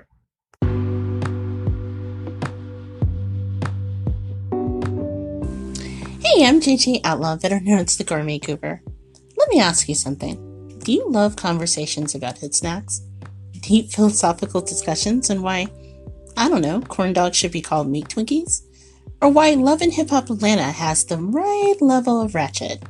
Well, if you've answered yes to any of these questions, you might be a goober, which is why you should be a part of our bi-weekly podcast where we tackle life's most important foodie and pop culture questions like why community fries should be a thing. And if you love the Gourmet Goober podcast, how about supporting us? You can give us a 5-star review on Stitcher and iTunes. You can drop us a line at thegourmetgoober@gmail.com. You can advertise with us, or you can visit anchor.fm/gourmetgoober, click the support this podcast button, and put just $5 on it to help support independent media. So, if you're a goober like me, no worries. Just join us here at the Gourmet Goober, be a part of our bi-weekly podcast, and support us now at anchor.fm/gourmetgoober. Thanks for listening. Back to the show.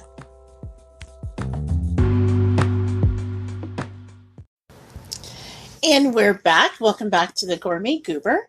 And as always, we close out every podcast by talking about the best thing we ate this week.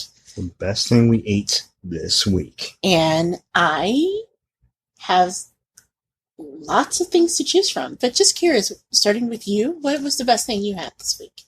The best thing I had this week, always, whatever my wife cooked this week was always really good. Aw, thank you. Yeah, at the same time, still waiting on that gumbo. Look, I have people looking for the okra. I am not making gumbo without the okra. Yeah, I get you. Great, grand. But no, the best thing I ate this week, a lot of different choices, but I guess I kind of did like a little hack off of something pretty simple. I took a stab, or I went to a place on Chicago Ave called Big Wig Tacos I've heard and about burritos. that. Yeah, Big Wig Tacos and burritos. Actually, pretty decent place. Open really late. But one of the things they have a lot of different proteins, a lot of different sides you can put together. And make tacos and burritos, tapas, stuff like that. What I did was I got a taco bowl and I had chicken and chorizo along with I stuck some good cheese and actually of all things like teriyaki mixed in a bowl and put that together and actually made a pretty decent little dinner for myself. Huh. Oh, the Big Wig Taco was pretty decent. I mean, like the Big Wig Taco is usually pretty popular late night lunch for all the people like, just coming out of West Loop or just coming out of like near downtown. But yeah, Big Wig Tacos pretty decent hot. Well, I've actually heard really good things about Big Wig Tacos, so I'm going to have to try that. I know for me, I've been asking myself this question like all week because I've been really fortunate enough that we have had some really good stuff that I had a chance to try this week. Um, one, and I have to, so I'm going to have multiple answers to this. I can't nail down one. Just one?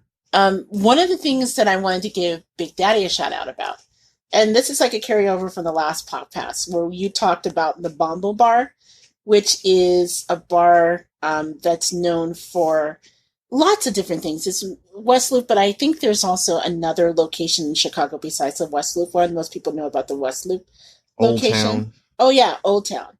Old Town Road. So they have like burgers and fries, and I believe don't they have pizza too? They might. I don't believe I've been there but they do. Yeah, I think they do. They have pizza by the square. Mm-hmm. They are known for their chopped salad. But let's face it, the reason why people go to Bombobar are two things. One, they have these incredible shakes, which Big Daddy had last week. And then they're also known for something that's called a bombolini, which is an Italian holeless donut. Okay? So, Big Daddy last week, or last podcast, I guess it was 2 weeks ago, was sharing how he had a chance to try one of their shakes. And I was really hurt because Bombobar is one of my like bucket list places to go in Chicago. Mm-hmm. And every time I have a chance to go, I never have a chance. And so he went, had himself a burger and a shake, didn't tell me until the podcast. And I was like, like all the air exit my lungs. I was so sad. She was all hardcore. I was really, really hurt. So. All in my feelings. What was it, Thursday? Was it Wednesday? Thursday. It was Thursday. Big Daddy stepped up and hooked me up with 4. Count them, 4. In fact, if you go on the Gourmet Goobers Instagram page, you can see them. But there are 4 bombolini donuts. A salted caramel one, a vanilla bean custard one, a Nutella one, and a s'mores one. And the really cool thing about these donuts is you don't just get the donut, right? Mm-hmm. They come with these little canister, like these little bottles that comes with the cream that you can inject inside the donut. Yeah, like little cream shears. Yeah, so you can squeeze it on top of the donut. You can put some on top if you want. But, oh my God, so good. I mean, it's very light and flaky. It has some sugar on top of it, but then you inject the cream in. It's best to eat it warm. So it was not warm by the time he brought it to me, but you can very easily warm it up for a few minutes in the microwave. Or the oven, yeah. Or the oven. And the s'mores one, I gotta tell you, that was just Nirvana on the plate.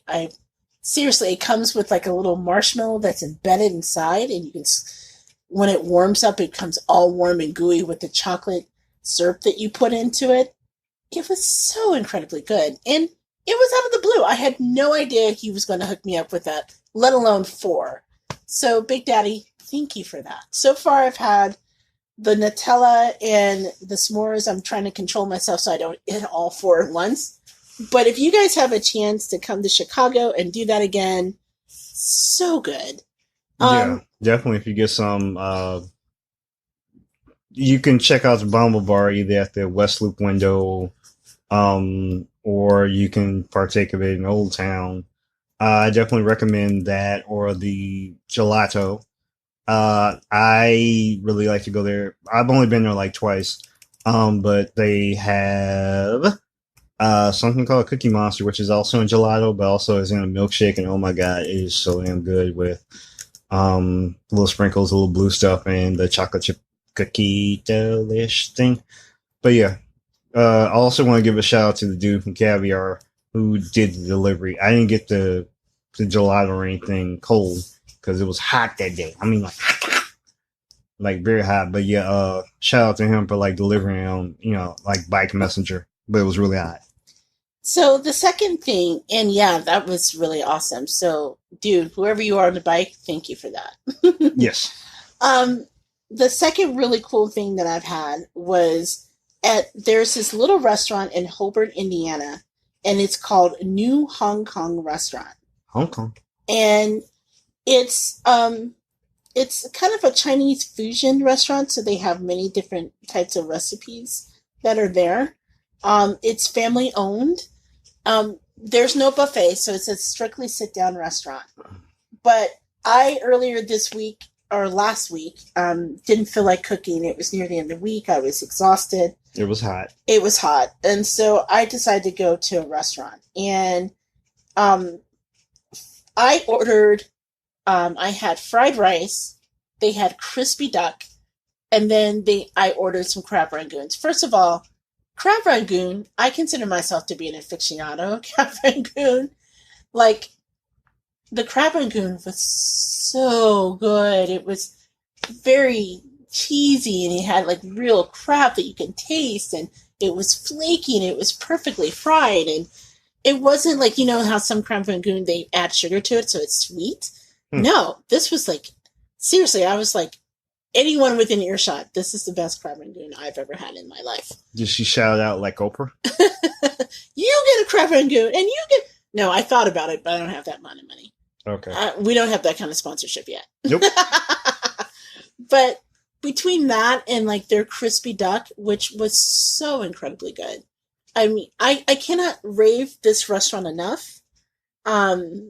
So if you go, it's in Hobart, Indiana. It's in this little,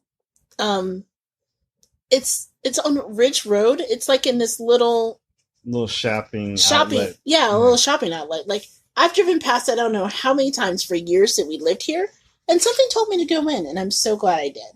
So that is seriously on equal footing with the Bombolini. And then I'm going to do one more thing if I could. Man, just taking everybody's trip. All right. We're going to talk about the best thing I had to drink this week. The best thing you had to drink this week. Yes. And were you hitting up some alcohol and didn't tell me? No, because I want to live. No rum balls. You weren't like Rihanna. No. Nothing like that. No day drinking. Okay.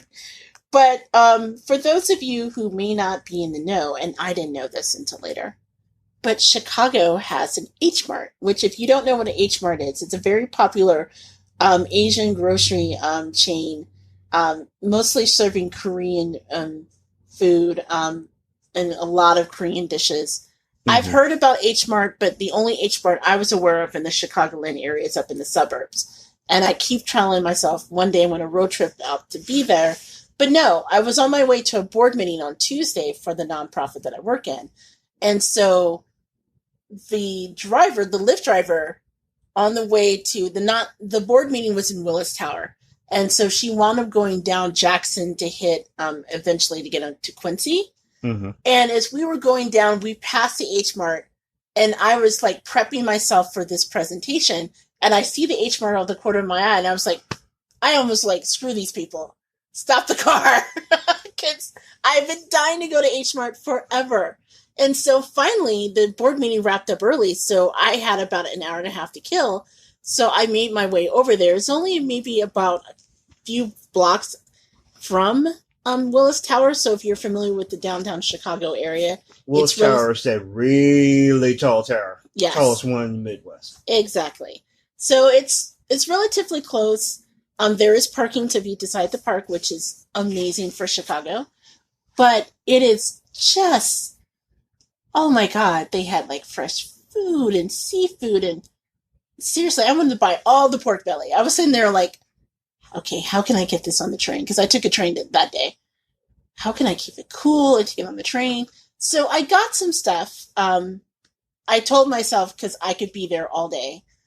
And I didn't want to like probably could miss my train. Like I was texting Big Daddy, oh my God, I found the H Mart. And I'm like, what is an H Mart?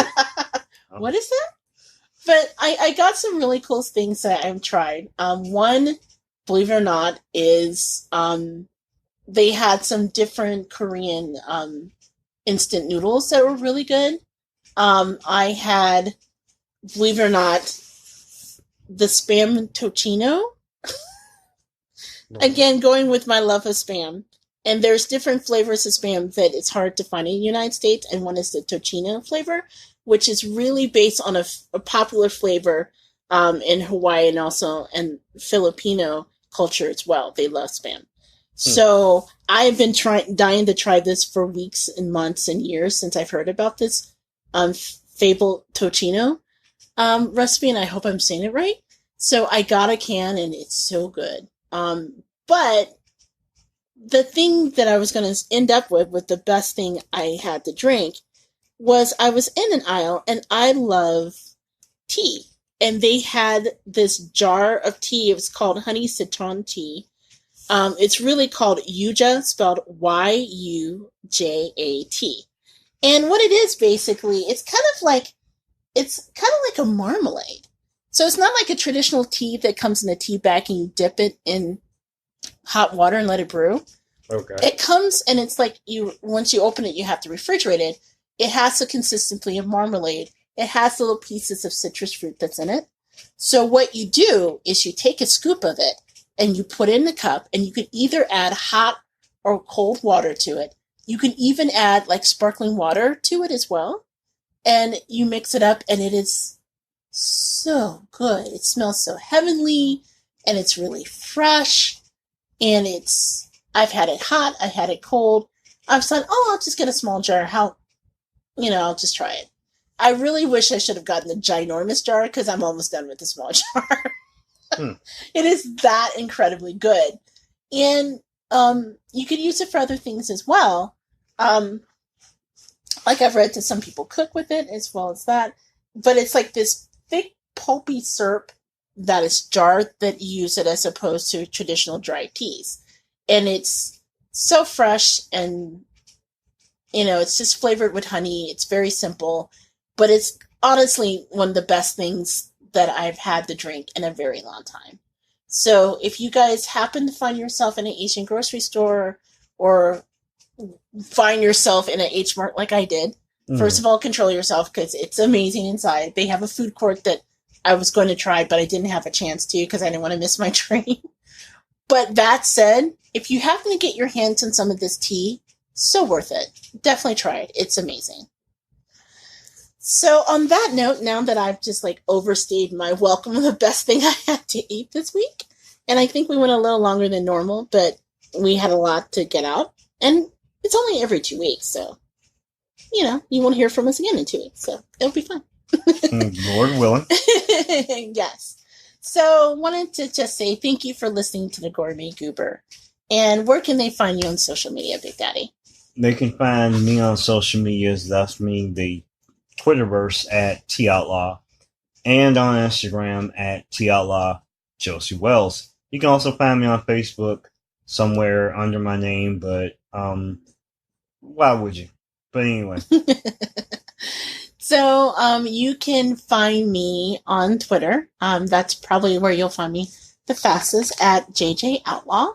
I'm at Gourmet Goober rather on Instagram. Who are you again? Gourmet Goober. Okay. Instagram.